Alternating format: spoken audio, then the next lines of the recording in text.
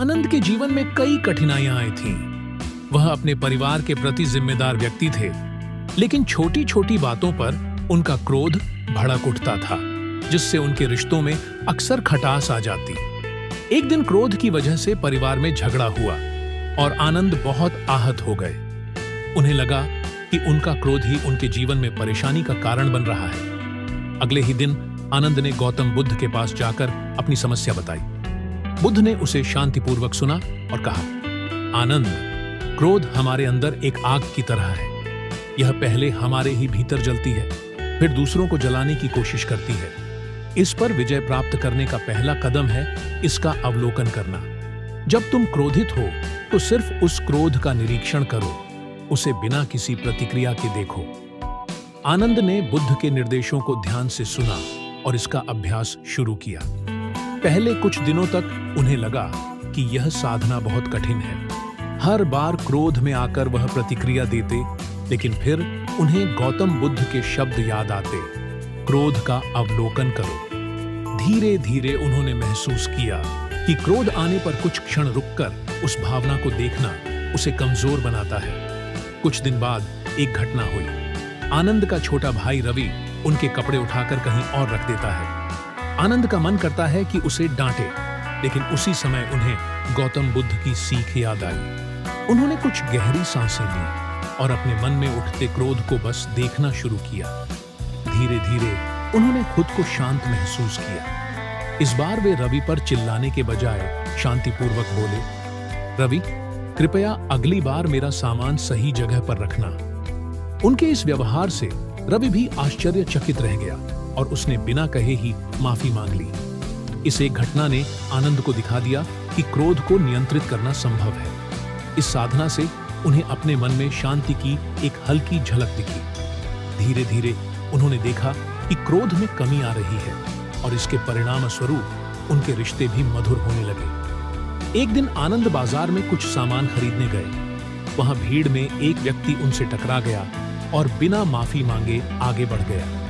पहले की तरह आनंद का मन करता कि वह उस व्यक्ति से कुछ कहे, लेकिन गौतम बुद्ध के शब्द उनके मन में गूंज उठे, क्रोध का अवलोकन करो। उन्होंने अपने मन में उठती भावनाओं का अवलोकन किया और इस बार उन्हें क्रोध के बजाय क्षमा का भाव महसूस हुआ।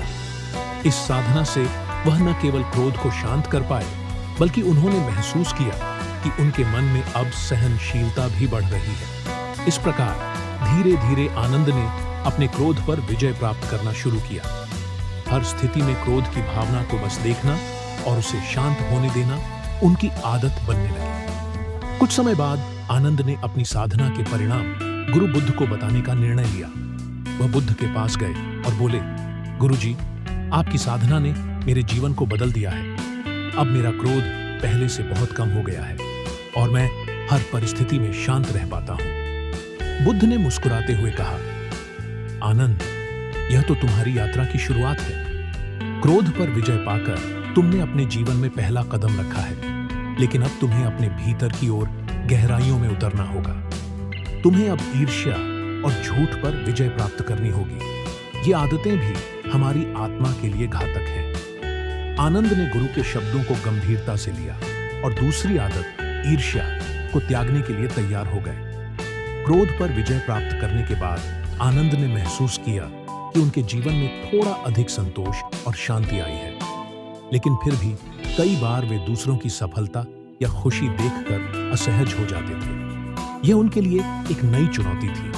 उन्होंने गौतम बुद्ध के पास जाकर इस समस्या के बारे में बताया। गौतम बुद्ध ने मुस्कुराते हुए कहा, आनंद, दूसरों की सफलता देखकर यदि तुम्हारा मन अशांत होता है तो इसका अर्थ है कि तुम अभी भी बाहर की चीजों में अपनी खुशी ढूंढ रहे हो। जब तक तुम्हारी खुशी दूसरों की स्थिति पर निर्भर करेगी, तब तक तुम्हें शांति नहीं मिलेगी। ईर्ष्या एक ऐसा जहर है जो हमारे मन की शांति को नष्ट कर देता है। अगर तुम सच में शांति चाहते हो तो तुम्हें दूसरों की खुशियों में खुश होना सीखना होगा।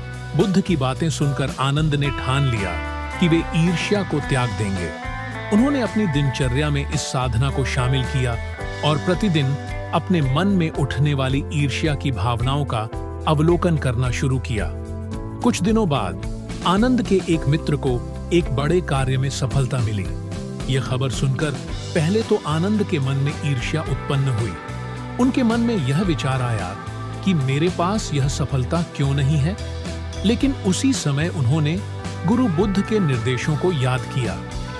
उन्होंने अपनी ईर्ष्या की भावना का अवलोकन किया और उसे धीरे धीरे शांत होने दिया। इसके बाद उन्होंने मन से अपने मित्र को बधाई दी। इस साधना के माध्यम से आनंद ने पहली बार महसूस किया कि दूसरों की सफलता से उनके भीतर भी खुशी उत्पन्न हो सकती है। इस तरह से आनंद ने धीरे धीरे ईर्ष्या पर काबू पाना शुरू किया। उन्होंने महसूस किया कि दूसरों की खुशियों में खुश रहना उनके मन को हल्का करता है और उनके भीतर एक नई ऊर्जा का संचार करता है।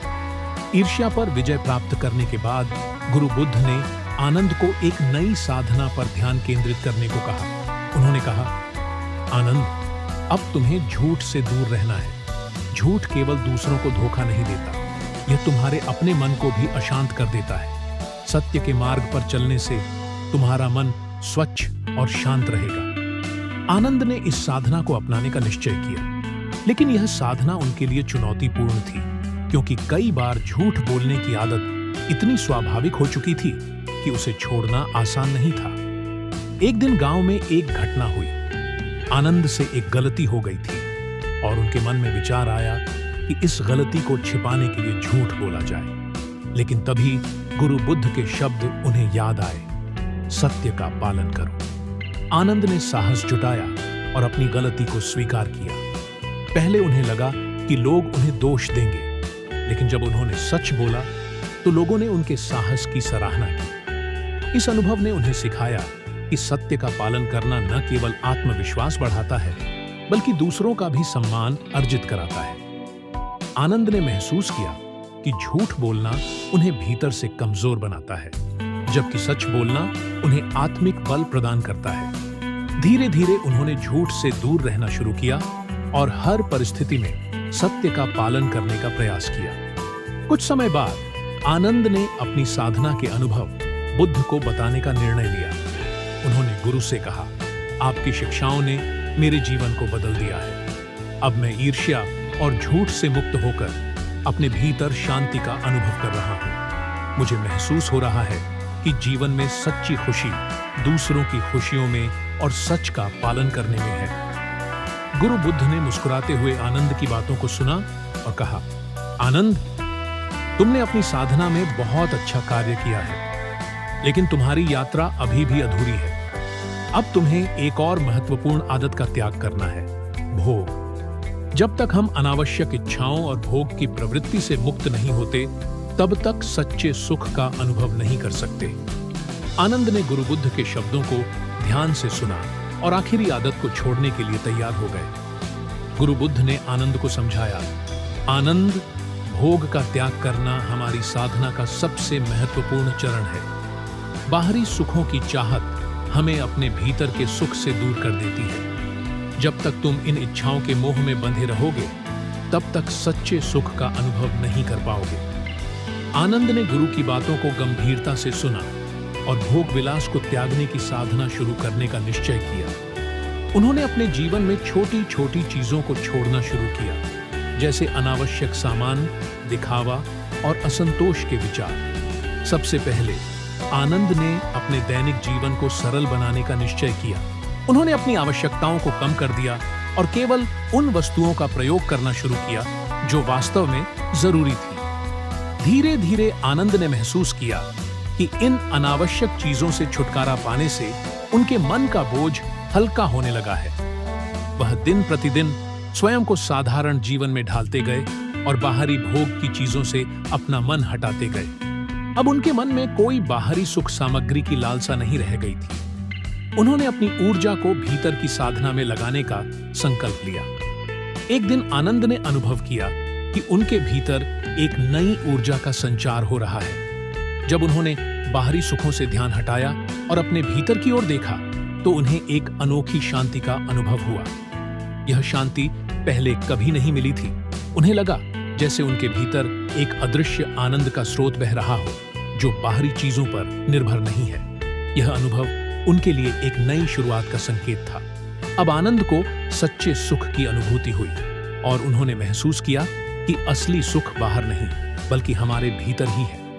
कुछ दिन बाद आनंद बुद्ध के पास गए और अपनी साधना के अनुभव साझा किए। उन्होंने कहा, गुरुजी, मैंने बाहरी सुख सामग्री से ध्यान हटाकर अपने भीतर की ओर देखा और मुझे एक गहरी शांति का अनुभव हुआ। अब मुझे समझ में आया कि असली सुख किसी वस्तु में नहीं बल्कि आत्मा के भीतर है। आपकी शिक्षाओं ने मुझे सही मार्ग दिखाया है। बुद्ध ने मुस्कुराते हुए कहा, आनंद, तुमने अपने जीवन की असली यात्रा का लक्ष्य प्राप्त कर लिया है। तुम्हारी साधना पूर्ण हुई। अब तुम सच्चे सुख और शांति का अनुभव कर रहे हो, जो किसी बाहरी वस्तु पर निर्भर नहीं करता। यह तुम्हारी आत्मा का स्वाभाविक स्वरूप है। आनंद ने गुरु बुद्ध के चरणों में सिर झुकाकर आशीर्वाद लिया। अब उनका जीवन पूरी तरह से बदल चुका था। क्रोध, ईर्ष्या, झूठ और भोग जैसी आदतों को त्याग कर आनंद ने अपने भीतर एक गहरी शांति और सच्चे सुख का अनुभव किया। आनंद की यह कहानी हम सभी को एक गहरा संदेश देती है। हम अक्सर जीवन में बाहरी चीजों, सफलता और भौतिक सुख साधनों में अपना सुख ढूंढते हैं, लेकिन इस यात्रा में आनंद ने हमें दिखाया कि सच्ची शांति बाहरी दुनिया में नहीं, हमारे अपने भीतर है।